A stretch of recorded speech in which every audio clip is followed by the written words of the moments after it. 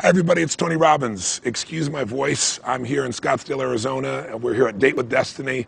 It's one of my favorite programs in the world, and I'm just sending this quick little message out to you, basically as a holiday card. I figured we could save a lot of trees if I made a video message to you, and hopefully you feel the heartfelt place it's coming from. I'm here with people from 49 different countries.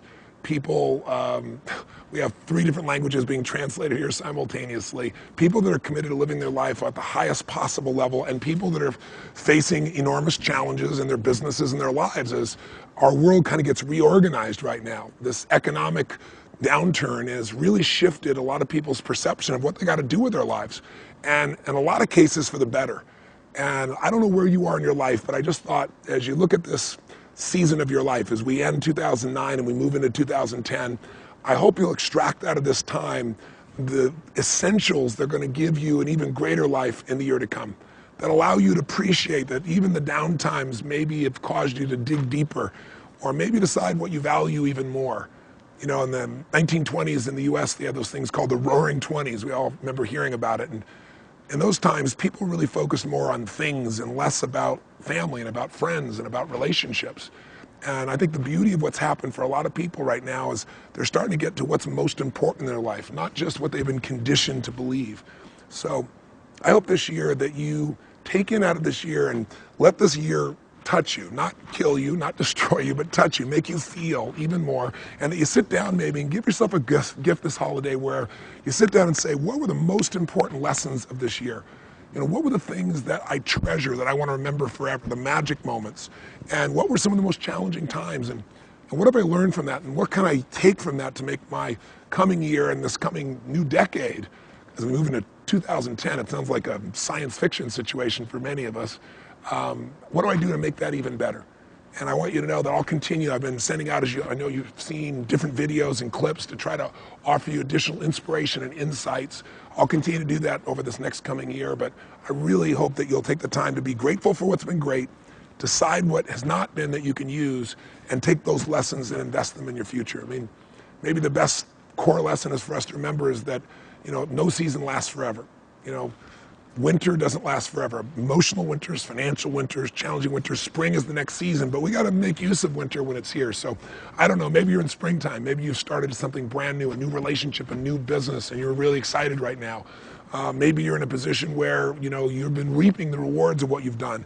But in the physical sense, this year is ending and a new one's beginning, and that's a great time to decide, what is life going to look like for me going forward? What would life on my standards, on my terms, look like today? Not based on the old way of looking at my life, but the way I'm going to move forward. And then just deciding what that is and beginning to make that happen, because at any moment your whole life can change. We all know our life can end overnight. We take things for granted sometimes. I had a dear friend and mentor named Jim Rohn, who was my teacher when I was 17 years old. He's somebody that I sent out some videos. I'll probably attach some things to this video or another one about him just to honor him and his teachings. But he gave me a way of looking at life that allowed me to not ask life would be easier, but to ask that I be better. He got me to realize that the secret to life was to work harder on myself than my job or anything else, because then I'd have something to give people. And he really shaped me, and he just passed away, and I was thinking, wow, I'm going to be 49 years old. I met him when I was 17. Think of the fact that my journey is just beginning, and think of all the impact of just a couple ideas had on my life. And I want to really continue to do that for you or anybody you care about. So look for me to be a good resource for you and a good friend in the coming year, but also squeeze out of this time what's going to give you what you deserve, and live in that expectation that at any moment life can change for the better. You can create a breakthrough. You can get an insight or a distinction or strategy that'll take the impossible and make it possible for you. That'll take pain and turn it into a joy, or take a situation that you thought was so horrible and turn it into fuel to make your life better.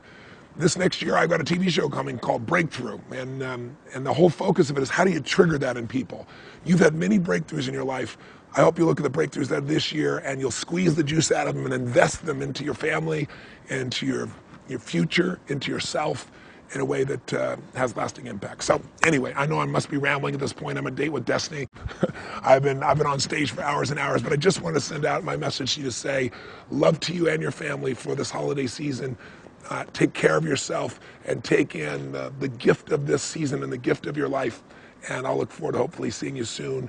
And I know my girl, where are you? Come on. Hey. My wife's saying. Just wanting to wish you all happy holidays and just blessings to you and your family and Happy New Year. And looking forward to seeing you soon. Till next time. God bless. God bless. Bye. And you better watch out. You better not cry.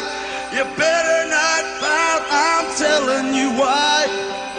Santa Claus is coming to town. Santa Claus is coming to town.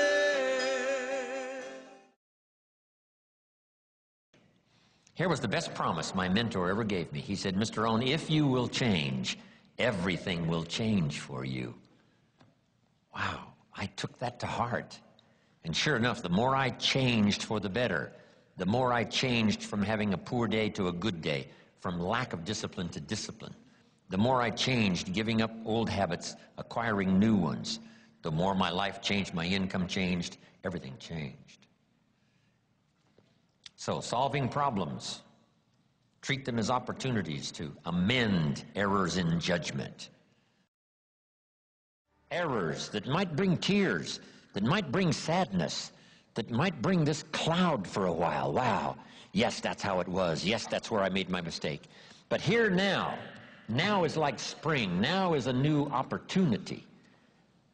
And then we describe the now and the opportunity. But here's what's best, is to be able to transport someone into the future with their problems solved, with money in the bank, with their health restored. You can't restore your health overnight, so you've got to take someone into the future. In just a few months, you'll notice the difference. In the first year, it'll be incredible. By the end of the third year, I promise you, such an abundance of this or this or this change or this change, this kind of productivity, this kind of activity breeds this kind of productivity. Take somebody on a journey back, show them the present called opportunity, and then take them on a journey into the future. We must do that with our children.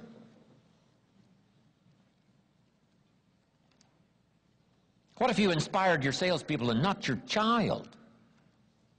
What if you took the people around you into the future, but not your family, to describe to them the possibilities, that if we work together, we can have the most extraordinary family ever, benefiting each other, drawing strength from each other. And here's how it can be. Here's how it's going to be. So make this note. The promise of the future is an awesome force. In the future, problems can be solved. In the future, fortunes can be won. In the future, productivity can be incredible. So be able to paint the past and the present and the future. This is one of the most awesome challenges of communication.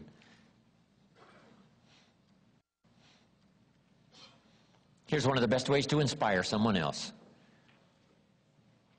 Help them to see themselves better than they are. Sometimes we have to help people see themselves as they are. If your child is messed up, you've got to say, hey, John, you have messed up. But here's the next clue, parents. Don't leave them in the mess. So they've messed up. How quickly could they turn it around? Almost overnight. What could be the promise of the future if they started walking a new road? Absolutely colossal and unbelievable. So we quickly go from saying, yes, you've messed up, no doubt about that, but here's how quickly you can recover. Now here's the best challenge of all. Let's go do it. Not always saying you go do it, you go do it, you change, you go do it. Here's the best challenge. Let's go do it. Let's get healthy. Let's change the world. Let's build an enterprise.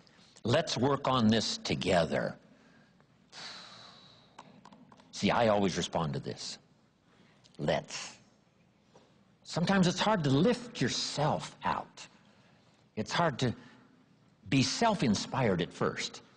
And if somebody says, come on, let's start a new program. Come on, let's do exercises. Come on, let's get healthy. Come on, let's start something. I'll be there, you be there, and you bring a guest, and I'll bring a guest. Let's start something. That is so inspiring to have somebody say, let's do it. Not always you do it. Let's do it. Let's build a team. Let's win the championship. Let's walk off with the trophy. Let's. Wow, there's something about that that can keep you awake nights. There's something about that that turns on the juices. There's something about that that reaches deep in the soul. For a person that can do extraordinary things when somebody says, let's. I've got 2 with me already. If you'll be the next one, we can conquer the world. You say, whoa. Together, nobody's a match for us. By yourself, you're vulnerable. With us, nobody's a match. You say, wow, I want to belong to that team. So figure out ways to say let's.